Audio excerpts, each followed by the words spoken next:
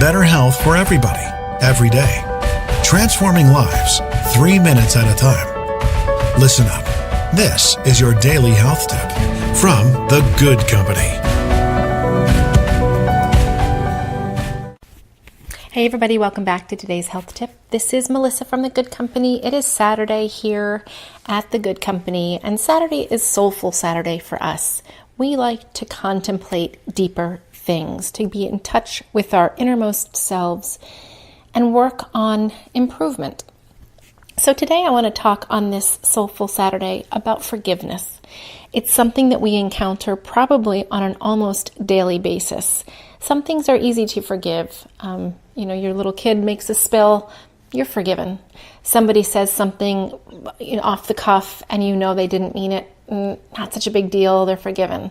But when something happens that's more serious, when a friend really lets you down, if you have a spouse that's unfaithful, if a parent to a child has really let them down, we all must face the question of, do we forgive?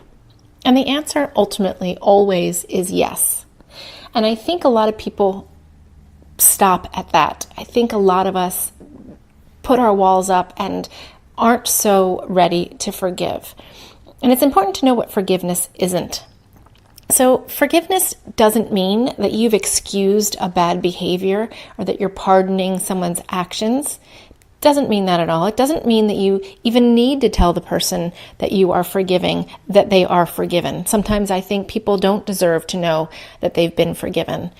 Sometimes it's just important for ourselves to go through the process of forgiving someone for wronging us.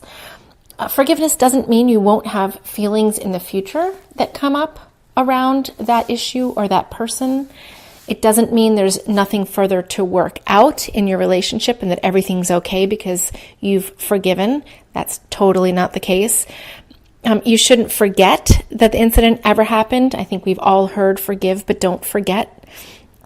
And forgiveness, most importantly, guys, forgiveness isn't something that we're doing for someone else. Forgiveness is something that we're doing for ourselves, for the freedom for ourselves, to be able to put down our anger, to be able to put down our resentment. That stuff gets awfully heavy over time.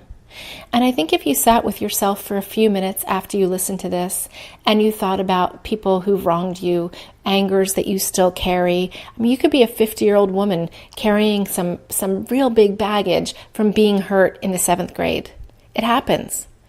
When those things come up, we have to remember that we let them go and we simply forgive. In our hearts, we let go, we put it down, we've moved on, we are no longer that girl in the 7th grade. So that's important. It's really important for our mental health to work on forgiveness. It's accepting the reality of what happened and it's finding a way of living with it in a state of resolution. It's a gradual process. It's not all at once. Some things, if you make a list of all the people that you need to forgive or all the things that have happened to you that have wronged you, some will be no-brainers. Some will be, I can forgive that. I already forgave them. And some might make you feel like, I will never forgive them. Those are the ones, my friends, that we need to work on.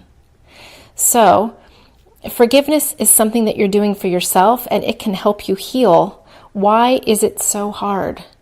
And I think it's all around our ego. It's our thoughts of retribution or revenge. Sometimes we feel superior when we hold something over someone. It's hard to do, but it's so much easier to let it go and lay it down. So if you're listening to this and your wall is up and you are saying, no, I will never forgive, that's what you need to sit with. That's where you need to start. You need to find a little bit of willingness inside to let go. So it's Soulful Saturday. I wish you all peace and wellness today. And if you can spend a few minutes thinking about forgiveness, you just might live this life a little lighter.